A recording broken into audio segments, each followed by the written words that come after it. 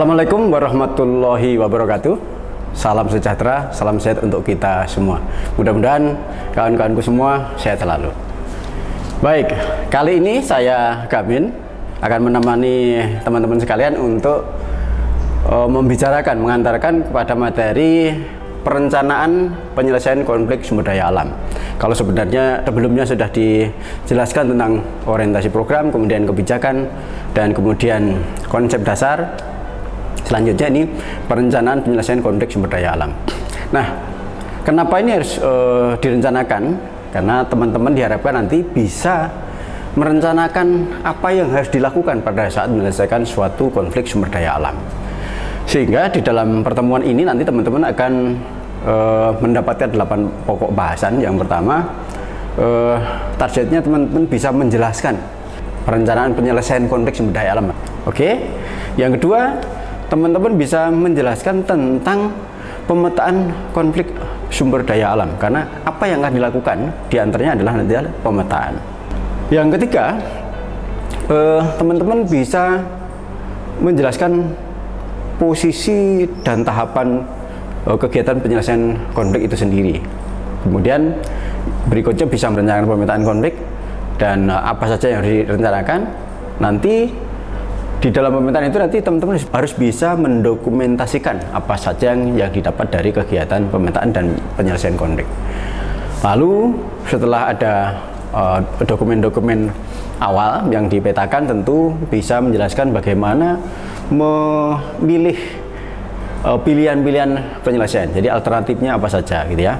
Dan berikutnya yang ketujuh itu bisa merencanakan bila penyelesaiannya itu melalui jalur legitasi atau jalur di pengadilan, itu kan seperti apa.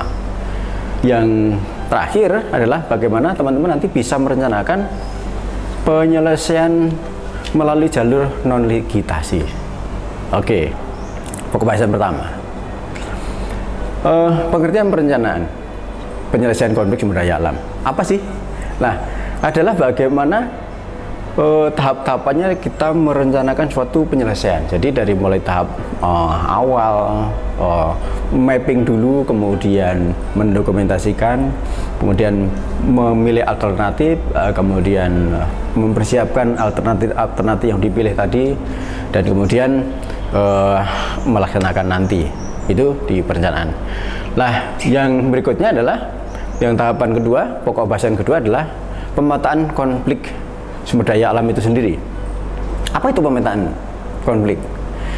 Pemetaan adalah asal katanya dari peta. Peta itu gambaran sebagian. Kalau peta spasial, gambaran sebagian dari permukaan bumi. Kalau peta konflik sebenarnya adalah gambaran visual atau abstraksi visual dari suatu konflik sumber daya alam yang ada. Apa saja yang dipetakan? Yang dipetakan pertama objeknya yang mana ya, objek konfliknya itu. Objek itu bisa lahan, bisa sumber daya yang lain, sebagaimana sumber daya alam yang kita bicarakan. Yang kedua, subjeknya. Siapa saja yang berkonflik? Artinya orang-orangnya. Oke ya. Iya. Yang ketiga, sejarahnya. Sejarahnya seperti apa? Itu harus dari kronologisnya itu harus bisa dipetakan gitu ya. Di kronologisnya bisa dipetakan. Jadi dibuat urutan kejadian baik berupa tabel maupun berupa timeline. Yang berikutnya adalah gaya para pihak dalam menghadapi sengketa seperti apa gitu ya. Lalu yang kelima itu basis klaimnya. Orang bersengketa itu punya dasar-dasar argumen tersendiri seperti apa itu ya. Nah, yang terakhir adalah eskalasinya. Peta eskalasi itu naik turun rendah tinggi rendahnya seperti apa konflik itu. Jadi itu nanti yang harus dipetakan. Ada 6. Baik.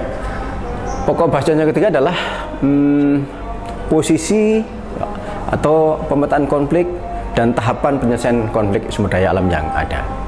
Begini, ada beberapa urutan, misalnya di Kementerian LHK itu ada desk pengaduan ya, di Direktorat Penanganan Konflik Teritorial dan Hutan Habitat itu ada desk pengaduan. Jadi pengaduan di sana nanti dari para pihak siapapun bisa mengadukan ke sana asal disertai bukti-bukti dan seterusnya. Nanti ada tahapan penapisan dan tentu ada pendalaman yang disebut pemetaan konflik atau asesmen.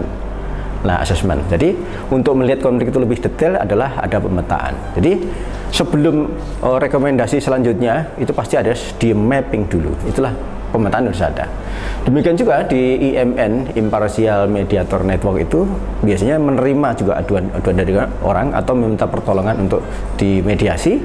Biasanya harus selalu di mapping dulu, dipetakan dulu. Sehingga ini menjadi penting langkah awal yang harus dilakukan dalam penyelesaian konflik selanjutnya. Sehingga pemetaan ini mempunyai posisi yang penting di dalam penyelesaian konflik berikutnya. Tanpa peta yang jelas, tanpa gambaran yang jelas, apa objeknya, siapa aktornya, bagaimana gayanya, bagaimana basis klaimnya dan kekuatannya, dan bagaimana eskalasinya seperti apa, itu akan sulit mengambil langkah selanjutnya.